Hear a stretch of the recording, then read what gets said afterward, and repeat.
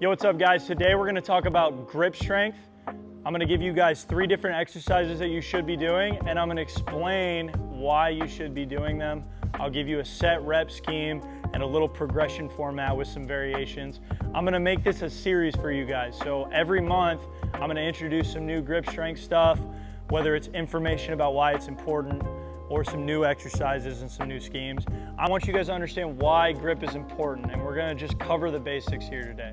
Our forearms are what help us release the barrel. So it's this move right here. From here to here requires forearm strength. We're using muscles in our forearm to release the barrel. A lot of older hitters used to talk about this move a lot. Forearm strength allows us to maintain barrel control while we whip barrel through contact. So if you have strong forearms, it's less of a rollover and more of a whip through to extension. The way that we move is by utilizing our hips, torso, hands, and barrel. All these things need to move in sequence. So we put energy into the ground puts force back through us, and then lastly through the barrel.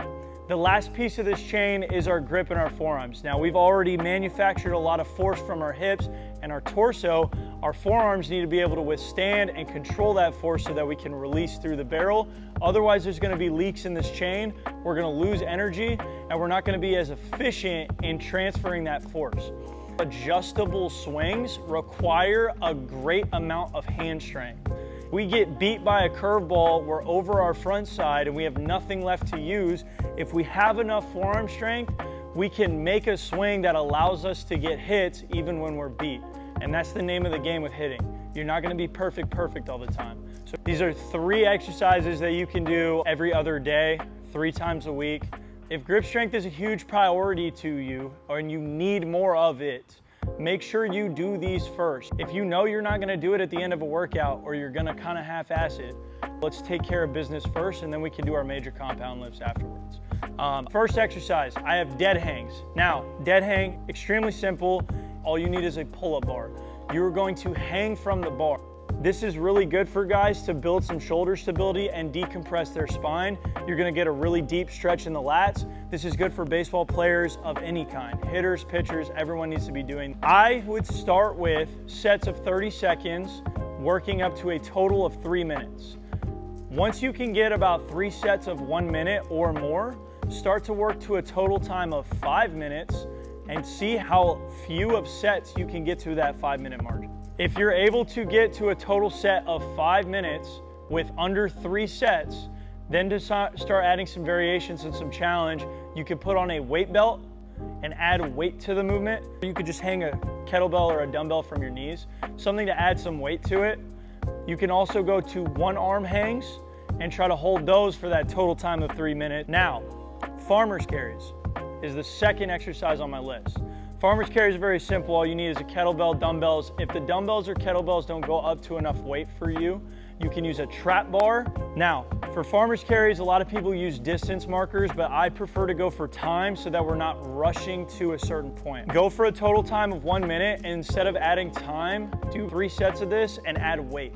Make sure your core stays tight. We're holding the kettlebells or dumbbells off to your side a little bit, making sure we're not using our body to help us move these. Farmer's carries are really good for dynamic grip strength. To make these harder, you can use a set of fat grips. If you have them, I think it's a great purchase because you can add these to a lot of different things to train your grip. Making the kettlebell or dumbbell wider will recruit more muscles in your hands to be able to control the weight.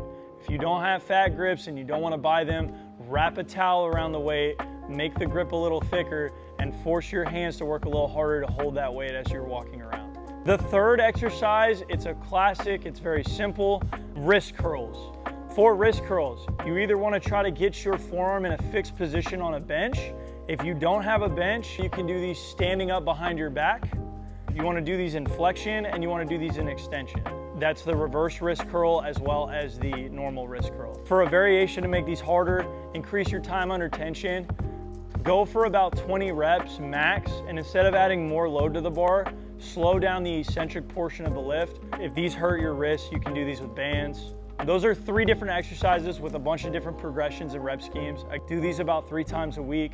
Do them at the beginning of your lift if grip is a priority. If time isn't of concern, do these at the end of your lift. preferably do these after a hitting session. If you want to prioritize your grip even further, you can do them before so your wrists aren't fatigued. Just understand that it's going to carry over into your hitting session. I hope you guys enjoy this video. I hope you guys enjoy the content. Leave a comment below if you have any particular topic you'd like me to discuss with you guys.